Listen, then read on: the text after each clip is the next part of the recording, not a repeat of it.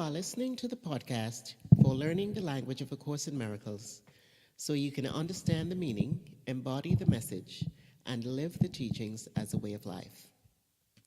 Welcome to episode 14 of this podcast. I'm your host, Reverend Jennifer McSween, creator of this podcast, and the Course in Miracles practice coach for taking those who are studying the Course from inspiration to application. On this week's episode, I'm going to talk about the I that is me, or who am I, or who are you, in the language and from the perspective of A Course in Miracles. Now, ordinarily, we identify primarily with our bodies. Even those who say they are aware that their true nature is spirit usually see that spiritual nature as being located somewhere in the body, similar to the way they see the mind. And we define ourselves by our human nature, which means we are a body that has feelings, a personality, certain character traits, behaviors, and mannerisms, as well as what we perceive as gifts, talents, and abilities that we believe are granted to us or come from God. As human beings, though, we pretty much see ourselves as vulnerable and lacking, and often we really think we are the product of our environment, victims of circumstances, conditions in which we were raised, and or by other people, the influences of other people, and or the actions of other people, and most of which over which we have no control. So as a body, what we feel is vulnerable, lacking, alone. We feel threatened, and we're most of the time quite fearful. And this is almost like a low grade, almost like a background theme. We're always on the alert within our mind somewhere. Now, as a natural result of having this feeling of insecurity and vulnerability, we have these urges, needs, and desires that we feel need to be met in order to be and to feel safe, empowered, complete, supported, loved, etc., what have you. However, we also secretly resent having these urges, needs, and desires because having them reinforces our perception of ourselves as weak and reminds us that, we're always fearful. We need to defend ourselves in some way. And so we look at them as forms of temptations and, kind of a love-hate relationship. But we pretty much see those desires, needs, urges as temptations because they prove that we're weak. What we don't realize, though, is that seeing ourselves in the form of a weak human being or body is nothing but a form in which we're experiencing the ego's thought system of separation that we have accepted to be true. We're not aware of, nor do we understand, that perceiving yourself as a body, living in a world surrounded by other separate bodies, all of which seem disconnected from you and have power over you, is really a projection of the idea of separation in its truest form. And perceiving yourself as a human being basically means that you will never see yourself as perfect. You will make mistakes. You will appear to be lacking. You will feel vulnerable and fearful because this is the experience of being human in its truest form. Seeing yourself as human again is a natural part of believing in the idea of separation, that it actually did happen. This is how you will see yourself as a separate being, so to speak. Now, another word for describing perception, the perception of yourself as a human being or body, is guilt.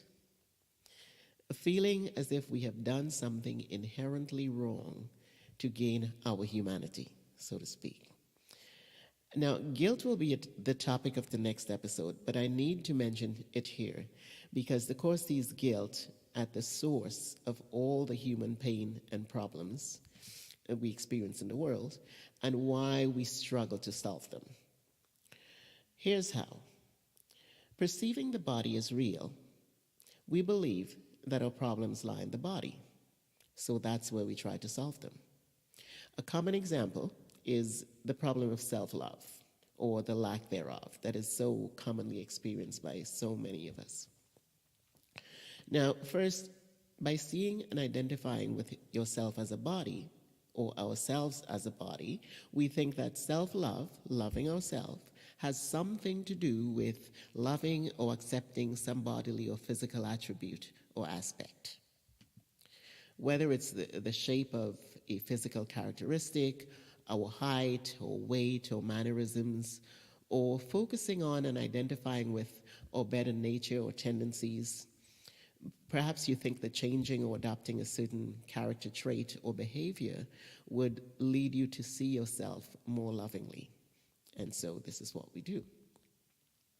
And identifying with the body also makes us see ourselves as a work in progress, because our bodies are always growing or changing in some way. And this further undermines our confidence because we're never good enough. There's always something to be improved upon, something shifts, something change. We're always striving to be a better fill in the blanks. What we tend to do, though, how we try to deal with this, is to try to hide those perceived shortcomings. But the result is that we find ourselves behaving and being in a somewhat guarded manner. And what happens is we end up not being fully present or showing up authentically in our relationships or in different areas of our lives. And find ourselves feeling empty inside, like something is missing, even though we may very well be involved in the relationships, the careers, or the life choices we want, or maybe even living the life of our dreams for that matter. And the one that, if given a choice, we would choose all over again. Yet, we feel like something's missing. Again, because we're not fully present. So, as long as we entertain the ego's misperception that the I that is me is a body, it will be difficult to recognize and love the real you. The Course provides a very clear picture of the I that is me in the form of one of the most important lessons in the workbook. It's the workbook lesson that's titled, I Am as God Created Me. Now, I say it's one of the most important lessons or lesson titles simply because it's the only lesson title that is repeated 3 times throughout the course of the workbook. All 365 lessons, the only one that's repeated 3 times. It's first lesson 94, then it's the title of lesson 110, and again in lesson 162.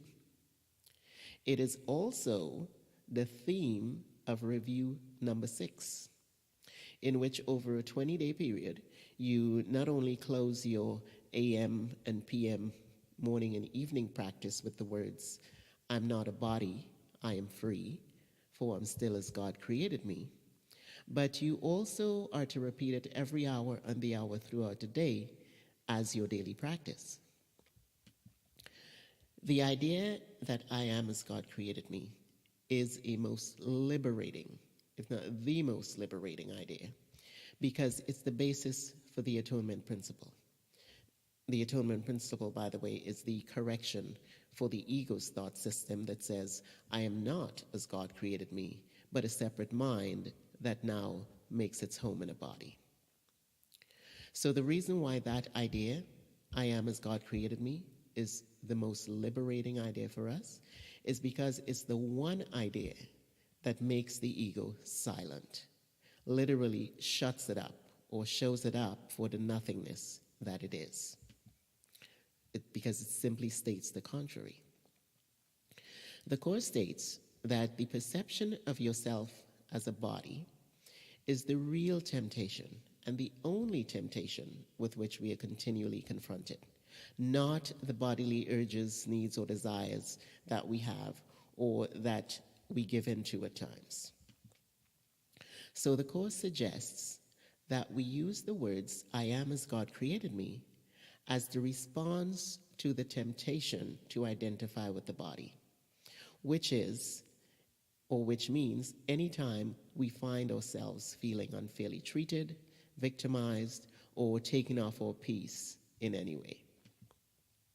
Because it is the temptation to perceive ourselves as a body and to see the body as our true identity why we feel guilty, see ourselves as weak and unworthy, why we struggle with loving ourselves and have all the different forms of pain and problems that show up in our lives and that we experience in the world.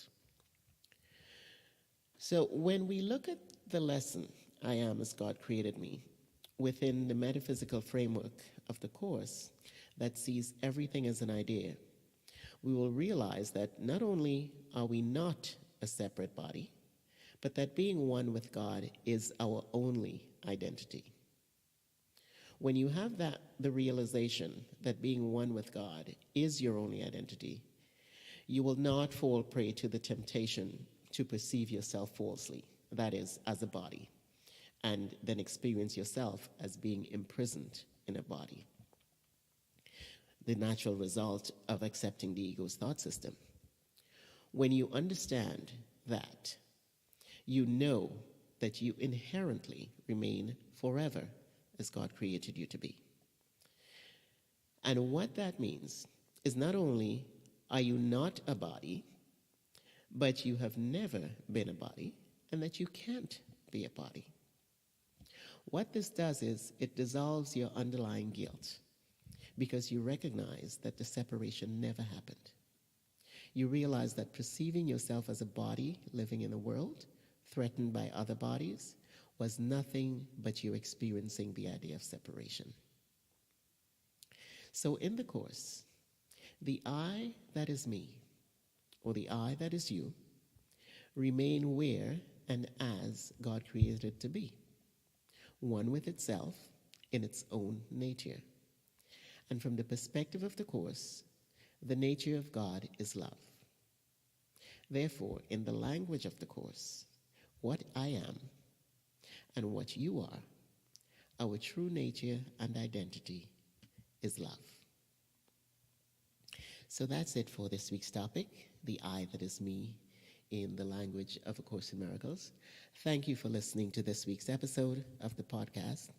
For understanding the language of A Course in Miracles, tune in next week when the topic will be guilt. And if you enjoy this episode, please leave me a review, subscribe so you don't miss another episode, and please invite your friends to listen. Have a great week and see you on the podcast next Wednesday.